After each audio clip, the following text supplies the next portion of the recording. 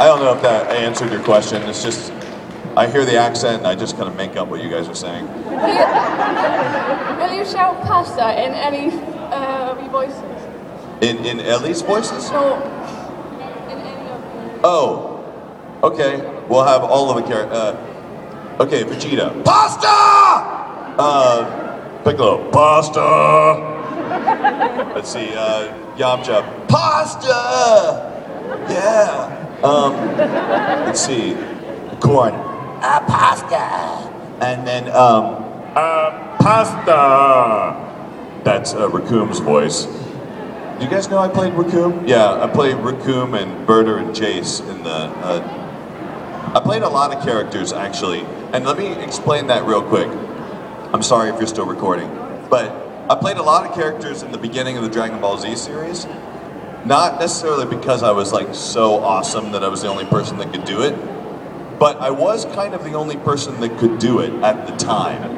Because Funimation was this really small company, and they were located in Fort Worth, Texas, which is not necessarily the hub of voice acting. And we were looking for voice talent, and we just couldn't find a whole lot of people at the very beginning, and Dragon Ball had so many characters that the producer was just like, well, Chris, I guess you're Piccolo, and I guess you're also going to play Vegeta, and I guess you're also going to play Yamcha. So that's just how it kind of worked out. And then anytime there was a low voice or one of the actors that was doing the role like had to leave or do something like that, I ended up having to take on that role. That's how I actually got Korin and Ox King and stuff like that too. Thank you, good question. Sorry I made it so long-winded. I wish I could move the microphone closer, but oh wait, no, I can't. Check it out. All right. What would you say the most bizarre thing you've seen at an anime convention is today? Oh, wow. Today, yeah, okay. I probably could, okay, that's the most bizarre thing I've seen today. Let's see. I've seen so many bizarre things at conventions. I was actually telling someone yesterday, someone from the convention was helping me walk to get something from the mall over here.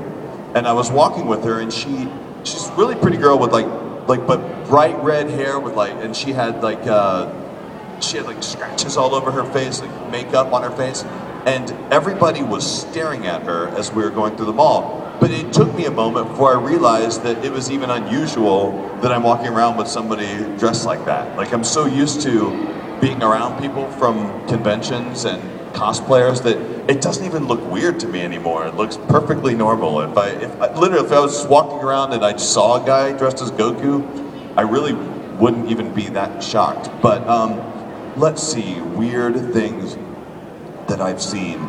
Oh man, you caught me off guard for that one. I don't know why.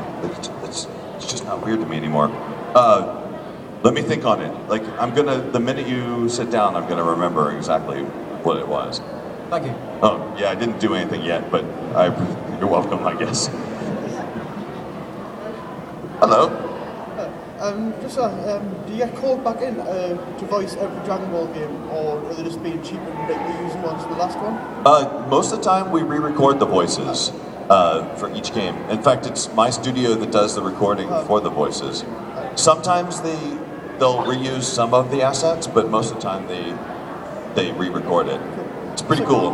Just out of curiosity, playing them, do they get everyone back in, or do they just reuse? Oh, we get everybody back in again. Yeah, that's actually a pretty fun time because we get to, over the course of a couple months, we call everybody that was in the Dragon Ball Z series back in again. Okay, thanks so much. Oh, you're very welcome. Oh, careful. This guy can actually do some really weird double-jointed stuff. Oh, everyone knows about that. Okay, good. Who doesn't know yet? Yeah, these people don't know. You do us all for a very good reason. Right. You know, is it just me, or does this setup remind anyone of Mock the Week? Microphone in the middle. So here's probably the best question. What would be the worst thing Vegeta could say on the children's TV show?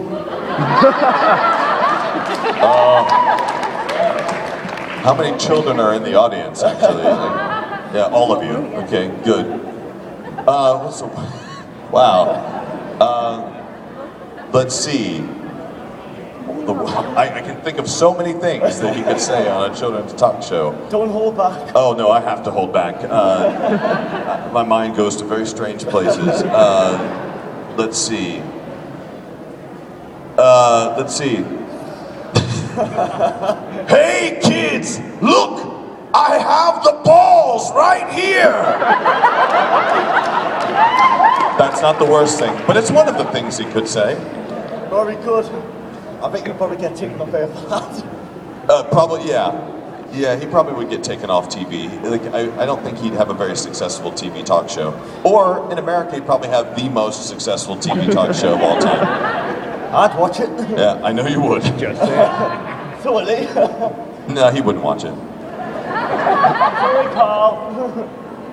All right. Well, thank you. Thank you very much, and it's time for him. It's time for him. And they switched. Right, time for a sensible question now. Well, I was actually going to ask you what's the weirdest thing you've ever heard, but you know, it got answered swiftly. Now, either with me or somebody asking you to do a Twilight for everyone, you know, with the shirt. Oh, yeah, I'm not gonna, yeah, I was not gonna take off my shirt. Don't worry, I'm not okay. asking. I don't go down that road. Okay, Right. but I would for you.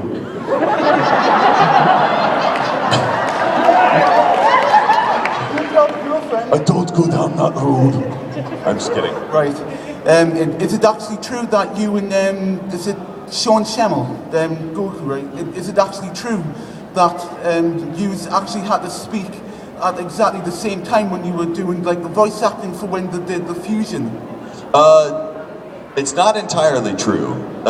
We use the magic of computers to actually make it like all one thing together. Because a lot like games, sometimes we would do it where I would say the line and then he would repeat it right after I would say it, and then we'd use the computer to like merge them together. Right. But that would be way too difficult for us to figure out how to say it exactly at the same time. Right. I didn't know about that. Oh, well you do now, and that's one to grow on. Thank you very much. Thank you very much. Sweet. I feel so sorry you guys are having to walk so far to the microphone now. I'll move it even closer to you. How about that? I'll meet you in the middle. Right. My question is, do you ever get weirded out when you hear like other dubs of Dragon Ball Z, like the Ocean dub? I mean, we got bits of both on Cartoon Network UK for some obscure reason. It's alternated. It is weird when you hear the voices change. Like, it's so strange. Like, an example of what like something like that happened to me when I was younger. There was this really stupid show on TV called The Dukes of Hazzard, which was one of my favorite shows of all time when I was about a kid. It's about these two good old boys, never meaning no harm, and they drive around the General Lee, and it was like this car, they can make huge jumps, and they run away from the police. And after a few seasons, they switched the main two actors to two different people, and I was like, what? That's not right. So it is weird. You get really connected to a certain voice, and it's strange when it'd be like if you started talking and like my voice came out of your mouth or something. However, I will say my favorite dub of Dragon Ball, if you guys can find it, sometimes it's a little trickier to find on the internet, but you have to find the Malaysian dub of Dragon Ball. Have any of you guys seen that? Yeah. Uh-huh. It's like it was an English dub. Like before anyone dubbed it into English in Malaysia, they did an English dub of some of the Dragon Ball movies and stuff, and it is the funniest thing I have ever heard in my life. Like this is literally one of the lines from the Cooler movie. It's Piccolo and Cooler talking to one another, like, "Why you come here cause all this trouble? I am not one who causes trouble." And like, "Why you attack a Super Saiyajin people?" And it's